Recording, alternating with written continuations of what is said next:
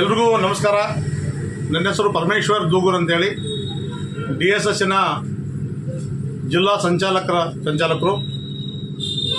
ಇವತ್ತು ಶಿವಮೊಗ್ಗ ಲೋಕಸಭಾ ಚುನಾವಣೆಯ ವಿಚಾರವಾಗಿ ಇವತ್ತು ಶಿವಮೊಗ್ಗ ಜಿಲ್ಲೆಯಲ್ಲಿ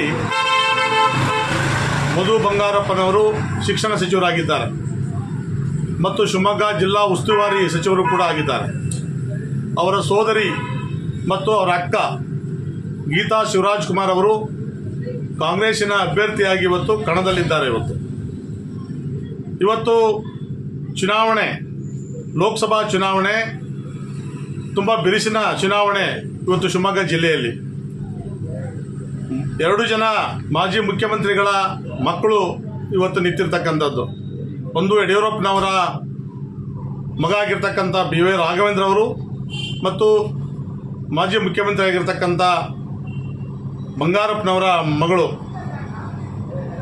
ಹೀಗೆ 3 ತ್ರಿಕೋನ ಸ್ಪರ್ಧೆ ಇದೆ. ಹಾಗೆ ಉಪಮುಖ್ಯಮಂತ್ರಿ ಆಗಿರ್ತಕ್ಕಂಥ ಈಶ್ವರಪ್ಪನವರು ಕೂಡ ಬಂಡಾಯದ ಅಭ್ಯರ್ಥಿಯಾಗಿ ಕೂಡ ಇವತ್ತು ಕಣದಲ್ಲಿದ್ದಾರೆ.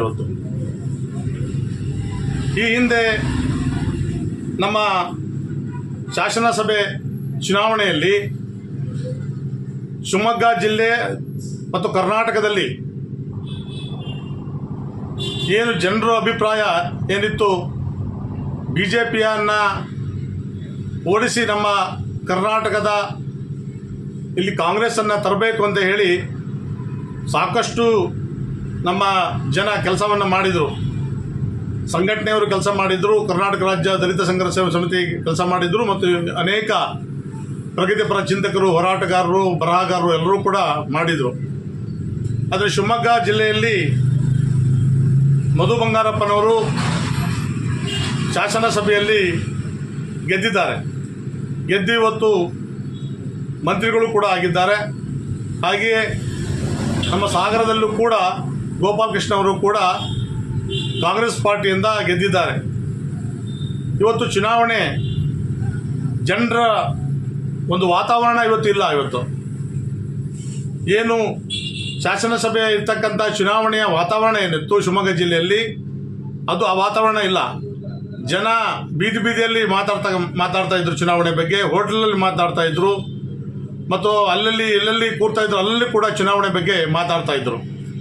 ಆದರೆ ಇವತ್ತು ಶಿವಮೊಗ್ಗ ಜಿಲ್ಲೆಯಲ್ಲಿ ಕಾಂಗ್ರೆಸ್ ಪಾರ್ಟಿಯ ಕಾರ್ಯಕರ್ತರಾಗಿರ್ಬೋದು ಮತ್ತು ಮುಖಂಡರಾಗಿರ್ಬೋದು ಮತ್ತು ಏನು ಕಾಂಗ್ರೆಸ್ ಪಾರ್ಟಿ ಬೆಂಬಲಿಸಿದ್ದಾರೆ ಮತ್ತು ಎಲ್ಲ ಜಾತ್ಯತೀತ ಏನು ಮನಸ್ಸುಗಳಿದ್ದಾವೆ ಅವರೆಲ್ಲರೂ ಕೂಡ ನಮ್ಮ ಮಧು ಬಂಗಾರಪ್ಪನವರ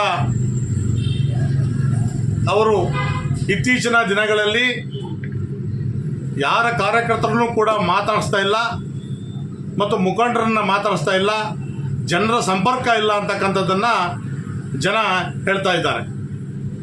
ಹಾಗೆ ಸಾಗರ ತಾಲೂಕಿನಲ್ಲೂ ಕೂಡ ಇಲ್ಲಿನ ಶಾಸಕರ ಬಗ್ಗೆಯೂ ಕೂಡ ಅಸಮಾಧಾನವನ್ನು ವ್ಯಕ್ತಪಡಿಸ್ತಾ ಇದ್ದಾರೆ ಎಲ್ಲ ಮತದಾರರು ಮತ್ತು ಕಾಂಗ್ರೆಸ್ ಪಾರ್ಟಿಯ ಕೆಲವು ಹಿರಿಯ ನಾಯಕರುಗಳಾಗಿರ್ಬೋದು ಮತ್ತು ಏನು ಕಾಂಗ್ರೆಸ್ ಪಾರ್ಟಿಯನ್ನು ಬೆಂಬಲಿಸಿ ಬಂದಿದ್ದಾರೆ ಅವರೆಲ್ಲರೂ ಕೂಡ ಇವತ್ತು ಮಾತನಾಡ್ತಾ ಇದ್ದಾರೆ. ಹಾಗಾಗಿ ಇವತ್ತು ಚುನಾವಣೆ ನಾವು ಗೆಲ್ಲಬೇಕಾಗಿದೆ. ದೇಶದ ದೃಷ್ಟಿಯಿಂದ ಜನರ ಭವಿಷ್ಯಕ್ಕಾಗಿ, ರೈತರ ಭವಿಷ್ಯಕ್ಕಾಗಿ, ದಲಿತರ, ಹಿಂದುಳಿದ, ಅಲ್ಪಸಂಖ್ಯಾತರ ಭವಿಷ್ಯಕ್ಕಾಗಿ ನಾವೆಲ್ಲರೂ ಕೂಡ ಕಾಂಗ್ರೆಸ್ಸನ್ನು ತರ್ತಕ್ಕಂಥ ಕೆಲಸವನ್ನು ನಾವೆಲ್ಲರೂ ಕೂಡ ಮಾಡಬೇಕಾಗಿದೆ ಮತ್ತು ದೇಶದಲ್ಲಿ ನಮ್ಮ ಜನ ಒಳ್ಳೆ ರೀತಿಯಲ್ಲಿ ಬದುಕುವ ನಿಟ್ಟಿನಲ್ಲಿ ನಾವೆಲ್ಲರೂ ಕೂಡ ಕೆಲಸ ಮಾಡಬೇಕಾಗಿದೆ.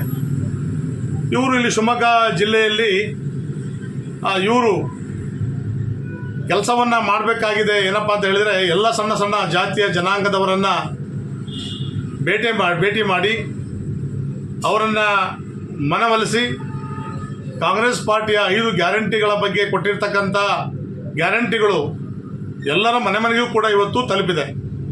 ಅದು ಸಿದ್ದರಾಮಯ್ಯನವರು ಮತ್ತು DK ಶಿವಕುಮಾರ್ ಅವರು ಮತ್ತು H. ಸಿ. ಮಹದೇವಪ್ಪನಂಥವರು, ಪರಮೇಶ್ವರ್ ಅಂತವರು, ಸತೀಶ್ ಜಾರಕಿಹೊಳಿ ಅಂತವರು, ಪ್ರಿಯಾಂಕಾ ಖರ್ಗೆ ಅಂತವರು ಎಲ್ಲರೂ ಕೂಡ ಇಡೀ ರಾಜ್ಯದಲ್ಲಿ ಒಳ್ಳೆಯ ಕೆಲಸವನ್ನು ಮಾಡ್ತಾಯಿದ್ದಾರೆ. 10 ತಿಂಗಳಲ್ಲಿ ಕೆಲಸ ಮಾಡ್ತಾಯಿದ್ದಾರೆ. ಆದರೆ ಶಿವಮೊಗ್ಗ ಜಿಲ್ಲೆಯಲ್ಲಿ ಮಧು ಬಂಗಾರಪ್ಪ ಆಗಿರ್ಬೋದು ಮತ್ತು ಗೋಪಾಲಕೃಷ್ಣ ಅವರಾಗಿರ್ಬೋದು, ನಾವು ಕ್ಯಾಬಿನೆಟ್ ರ್ಯಾಂಕ್ನಲ್ಲಿದ್ದೀವಿ, ನಾವ್ಯಾಕೆ ಜನರನ್ನು ಮಾತಾಡಿಸ್ಬೇಕು, ಬೇರೆ ಬೇರೆ ಸಣ್ಣ ಪುಟ್ಟ ಜಾತಿಯನ್ನು ನಾವ್ಯಾಕೆ ಮಾತಾಡಿಸ್ಬೇಕು, ಅವರು ಓಟನ್ನು ಕೊಡ್ತಾರೆ ಅಂತಕ್ಕಂಥ ಭರವಸೆಗಳನ್ನು ಇಟ್ಕೊಂಡಿದ್ದಾರೆ. ಆ ಭರವಸೆ ಚುನಾವಣೆಯಲ್ಲಿ ಏನಾಗುತ್ತೋ ಏನೋ ಕೂಡ ಗೊತ್ತಿಲ್ಲ. ಇವತ್ತು ಮೋದಿ ಸರ್ಕಾರ 10 ವರ್ಷ ಆಡಳಿತವನ್ನು ಮಾಡಿದೆ, ಸುಳ್ಳು ಭರವಸೆಗಳನ್ನು ಕೊಟ್ಟಿದೆ. ಜನರಿಗೆ ಭರವಸೆಯನ್ನು ಹೇಳಿ 10 ವರ್ಷ ಮೋಸ ಮಾಡಿದ್ದಾರೆ. ಬಡತನ ಮುಕ್ತ ರಾಷ್ಟ್ರ ಮಾಡ್ತೀವಿ ಅಂತ ಹೇಳಿದರು, ಮತ್ತು ಉದ್ಯೋಗ ಮುಕ್ತ ರಾಷ್ಟ್ರ ಮಾಡ್ತೀವಿ ಅಂತ ಹೇಳಿದರು. ರೈತರಿಗೆ ಎಲ್ಲ ಸವಲತ್ತುಗಳನ್ನು ಕೂಡ ಕೊಡ್ತೀವಿ ಅಂತಕ್ಕಂಥದ್ದನ್ನು ಹೇಳಿದರು. ಮತ್ತು ಕಪ್ಪು ಹಣವನ್ನು ತಂದು 15 ಲಕ್ಷ ಪ್ರತಿ ಅಕೌಂಟಿಗೆ ಕೊಡ್ತೀವಿ ಅಂತ ಹೇಳಿದರು. ಹೀಗೆ ಅವರ ಭರವಸೆಗಳನ್ನು ಹೇಳಿ 10 ವರ್ಷ ಯಾವುದನ್ನೂ ಕೂಡ ಭರವಸೆಯನ್ನು ಕೊಡದೇನೆ ಜನರಿಗೆ ಮೋಸ ಮಾಡಿದ್ದಾರೆ. ರೈತರ ಪರವಾಗಿ ನಿಲ್ತೀವಿ ಅಂತೇಳಿ ರೈತರ ಮೇಲೆ ಹಲ್ಲೆ ಮಾಡಿಸಿದ್ದಾರೆ. ರೈತರು ಕೂಡ 1 ವರ್ಷಗಳ ಕಾಲ ಪ್ರತಿಭಟನೆಯನ್ನು ಮಾಡಿ ಸುಮಾರು 800-900 ಜನ ಸತ್ತೋದ್ರು. ಆವಾಗಲೂ ಕೂಡ ನರೇಂದ್ರ ಮೋದಿಯವರು ಅನುಕಂಪವನ್ನು ವ್ಯಕ್ತಪಡಿಸಿಲ್ಲ ಮತ್ತು ಅದರ ಬಗ್ಗೆ ಏನನ್ನೂ ಕೂಡ ಮಾತನಾಡದಿರ್ತಕ್ಕಂಥದ್ದು ಇವತ್ತು ಈ BJPಯ ಧೋರಣೆಯನ್ನು ನಾವು ನೋಡ್ತಾ ಇದ್ದೇವೆ. ಈ BJPಯವರು ಯಾರ ಪರವಾಗಿಯೂ ಕೂಡ ಇಲ್ಲ, ದಲಿತರ ಪರವಾಗಿ ಇಲ್ಲ, ಹಿಂದುಳಿದ ವರ್ಗ ಪರವಾಗಿ ಇಲ್ಲ, ಅಲ್ಪಸಂಖ್ಯಾತರ ಪರವಾಗಿ ಇಲ್ಲ, ಈ ರಾಜ್ಯದ ದೇಶದ ಜನರ ಪರವಾಗಿ ಇಲ್ಲ. ಇವರು ಬರೀ 10 ವರ್ಷ ಬೇರೆ ಬೇರೆ ದೇಶವನ್ನು ಸುತ್ತಾಡಿ ಬೇರೆ ಬೇರೆ ದೇಶಕ್ಕೆ ಹೋಗಿ ಕಾಲ ಕಳೆದರೆ ಹೊರತು ಈ ದೇಶದ ಜನ ಸುಭಿಕ್ಷೆ ಇದಾರೋ ಇಲ್ವೋ ಅಂತಕ್ಕಂಥದ್ದನ್ನು ಎಲ್ಲೂ ಕೂಡ ನೋಡದೇ ಇರ್ತಕ್ಕಂಥ ಈ ಸರ್ಕಾರವನ್ನು ನಾವು ಈ ದೇಶದಿಂದ ಹೊರಗಡೆ ಹಟ್ಟಬೇಕು ಅಂತ ಹೇಳಿ ದೇಶವನ್ನು ಬಚಾವ್ ಮಾಡ್ತಕ್ಕಂಥ ಕೆಲಸ ಮತ್ತು ಸಂವಿಧಾನವನ್ನು ಉಳಿಸುವಂಥ ಕೆಲಸವನ್ನು ನಾವೆಲ್ಲರೂ ಕೂಡ ಮಾಡಬೇಕು, ನಮ್ಮ ಜವಾಬ್ದಾರಿ ಇದೆ. ಈಗಾಗಲೇ ನಮ್ಮ ಕರ್ನಾಟಕ ರಾಜ್ಯ ದಲಿತ ಸಂಘರ್ಷ ಸಮಿತಿಯವರು ಬೆಂಗಳೂರಿನಲ್ಲಿ ಮತ್ತು ಮಂಡ್ಯದಲ್ಲಿ, ಮೈಸೂರಿನಲ್ಲಿ ಕೂಡ ಪ್ರೆಸ್ ಮೀಟ್ ಮಾಡನ್ನೇ ಹೇಳಿದ್ದಾರೆ, ಮಾಧ್ಯಮದ ಮುಂದೆ ಹೇಳಿದ್ದಾರೆ. ಅದು ದೇವೇಂದ್ರ ಮಹಾದೇವ್ ಆಗಿರ್ಬೋದು, ಲಕ್ಷ್ಮೀ ನಾಗವರ್ ಆಗಿರ್ಬೋದು, ಹಿಂದೂಧರ ಹೊನ್ನಾಪುರ, ಗುರುಪ್ರಸಾದ್ ಕೆರಗೋಡವರು, ವೆಂಕಟೇಶ್ ಜೀವನಹಳ್ಳಿ ಮತ್ತು ವಿ ನಾಗರಾಜ್ ಅವರು ಈಗಾಗಲೇ BJPಯನ್ನು ಈ ದೇಶದಿಂದ ಓಡಿಸ್ಬೇಕು, ನಾವು ದೇಶದಲ್ಲಿ ಜಾತ್ಯತೀತ ರಾಷ್ಟ್ರವನ್ನು ಕಟ್ಟಬೇಕು ಅಂತಕ್ಕಂಥದ್ದನ್ನು ಈಗಾಗಲೇ ಪ್ರಣಾಳಿಕೆಯನ್ನು ಹೊರಡಿಸಿದ್ದಾರೆ. ಈಗಾಗಲೇ ಪ್ರಣಾಳಿಕೆಗಳು ಎಲ್ಲ ಜಿಲ್ಲಾ ಕೇಂದ್ರಕ್ಕೆ ಮುಟ್ಟಿದೆ. ಹಾಗಾಗಿ ನಾವು ಎಲ್ಲರೂ ಸೇರಿಬಿಟ್ಟು ನಮ್ಮ ಕಾಂಗ್ರೆಸ್ ಪಕ್ಷವನ್ನು ಬೆಂಬಲಿಸ್ತಕ್ಕಂಥ ಕೆಲಸವನ್ನು ನಾವೆಲ್ಲರೂ ಕೂಡ ಮಾಡಬೇಕು. ಇವರು ಏನು ಇಲ್ಲಿ ಶಿವಮೊಗ್ಗ ಜಿಲ್ಲೆಯ ಮಧು ಬಂಗಾರಪ್ಪನವರಿದ್ದಾರೆ ಮತ್ತು ಅವರ ತಂದೆ ಎಸ್ ಬಂಗಾರಪ್ಪನವರು ಮತ್ತು ನಮ್ಮ ಏನು ರಾಜ್ಕುಮಾರ್ ಅವರ ಸೊಸೆ ಏನಿರ್ತಕ್ಕಂಥ ಅವರು ಇವತ್ತು ಶಿವಮೊಗ್ಗ ಜಿಲ್ಲೆಯಲ್ಲಿ ನಿಂತಿದ್ದಾರೆ. ಈ ನಿಂತಿರ್ತಕ್ಕಂಥ ಅಭ್ಯರ್ಥಿ ಇವತ್ತು ಅವರ ಪರವಾಗಿ ಎಲ್ಲರೂ ಕೂಡ ನಿಲ್ಲಬೇಕು ಅಂತಕ್ಕಂಥದ್ದನ್ನು ನಾವು ಹೇಳ್ತಾ ಇದ್ದೇವೆ. ಆದರೆ ಇವರು ಹೆಚ್ಚು ಕೆಲಸ ಮಾಡಬೇಕು. ಮಧು ಬಂಗಾರಪ್ಪನವರಾಗಿರ್ಬೋದು ಮತ್ತು ಗೋಪಾಲಕೃಷ್ಣ ಆಗಿರ್ಬೋದು ಮತ್ತು ಕಾಂಗ್ರೆಸ್ ಪಾರ್ಟಿಯ ಎಲ್ಲ ನಾಯಕರು ಆಗಿರ್ಬೋದು ಹೆಚ್ಚು ಕೆಲಸವನ್ನು ಮಾಡಬೇಕು. ಸಣ್ಣ ಸಣ್ಣ ಪುಟ್ಟ ಸಮುದಾಯಗಳನ್ನು ಭೇಟಿಯಾಗಿ ಮತ್ತು ಸಂಘಟನೆಗಳನ್ನು ಭೇಟಿಯಾಗಿ ಮತ್ತು ಬೇರೆ ಬೇರೆ ನಮ್ಮ ಪ್ರಗತಿಪರ ಚಿಂತಕರನ್ನು ಭೇಟಿ ಮಾಡಿ ಇವರೆಲ್ಲರನ್ನೂ ಭೇಟಿ ಮಾಡಿ ಒಗ್ಗೂಡಿಸಿ ಕರ್ನಾಟಕ ಸರ್ಕಾರವನ್ನು ಸುಮಾರು 136 ಸೀಟನ್ನು ತಗೊಳ್ಳಲಿಕ್ಕೆ ಏನು ಕಾರಣಕರ್ತರಾಗಿದ್ದರೋ ಈ ಹೋರಾಟಗಾರರು, ಪ್ರಗತಿಪರ ಚಿಂತಕರು ಅವರನ್ನು ಕೂಡ ಭೇಟಿ ಮಾಡಬೇಕು.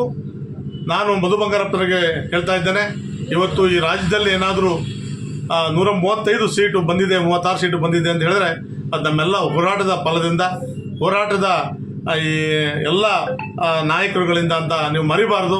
ಯಾಕೆಂದರೆ ಸೊರಬದಲ್ಲಿ ದಂಡಾವತಿ ಹೋರಾಟವನ್ನು ಸತತವಾಗಿ ವಾಮದೇವಗೌಡರು ಮತ್ತು ಎಲ್ಲ ಸಂಘಟಕರು ಹೋರಾಟಗಳ ಮಾಡಿದರ ಫಲದಿಂದ ತಾವು ಶಾಸಕರಾಗಿದ್ದೀರಿ, ಅದನ್ನು ಮರಿಬಾರ್ದು ನೀವು. ಮತ್ತು ಶಿವಮೊಗ್ಗ ಜಿಲ್ಲೆಯಲ್ಲಿ ಹೋರಾಟ ಮಾಡಿರ್ತಕ್ಕಂಥ ಏನು ನಾವೆಲ್ಲ ಇದ್ದೀವಿ, ಸಾವಿರಾರು ಹೋರಾಟಗಳನ್ನು ಮಾಡಿದ್ದೀವಿ, ಅದರ ಫಲ ಇವತ್ತು ಕಾಂಗ್ರೆಸ್ನವರು ತಗೊಳ್ತಾ ಇದ್ದಾರೆ. ಅದಕ್ಕೆ ನಾವು ಹೆಚ್ಚು ಕೆಲಸ ಮಾಡಿದರೆ ಕಾಂಗ್ರೆಸ್ ಬರಲಿಕ್ಕೆ ಆಗತ್ತೆ. ಈಗಾಗಲೇ BJPಯವರು ಮತ್ತು ಬಂಡಾಯದ ಅಭ್ಯರ್ಥಿ ಈಶ್ವರಪ್ಪನವರು ಕೂಡ ಎಲ್ಲ ಕಡೆ ಭೇಟಿ ಮಾಡಿದ್ದಾರೆ. ಇವತ್ತು ನಮ್ಮ ಕಚೇರಿಗೂ ಕೂಡ ಇವರು ರಾಘವೇಂದ್ರ ಅವರು ಭೇಟಿ ಮಾಡಿದರು. ನಾವೇನು ಅವ್ರಿಗೆ ಹೇಳಬೇಕಂತ ಹೇಳಿದ್ದೀವಿ, ನಮ್ಮ ತತ್ವ ಸಿದ್ಧಾಂತ ಆದರ್ಶ ಮತ್ತು ನಿಮ್ಮ ತತ್ವ ಸಿದ್ಧಾಂತ ಆದರ್ಶಕ್ಕೆ ನಮ್ಮ ಜೋಡಣೆ ಆಗೋದಿಲ್ಲ. ನಾವು ಯಾವುದೇ ಕಾರಣಕ್ಕೆ ಸಿದ್ಧಾಂತವನ್ನು ಇಟ್ಕೊಂಡು ಬಂದಿದ್ದೀವಿ. ಈಶ್ವರಪ್ಪನವ್ರ ಕಡೆಗೂ ಕೂಡ ಅವರೇ ನೇರವಾಗಿ ಫೋನ್ ಮಾಡಿದರು, ಅವ್ರ ಕಡೆಯವರು ಕೂಡ ಬಂದಿದ್ದರು. ನಾವು ಅವ್ರನ್ನೆಲ್ಲರನ್ನೂ ಕೂಡ ನಮ್ಮ ಸಿದ್ಧಾಂತವನ್ನು ಹೇಳಿದ್ದೇವೆ.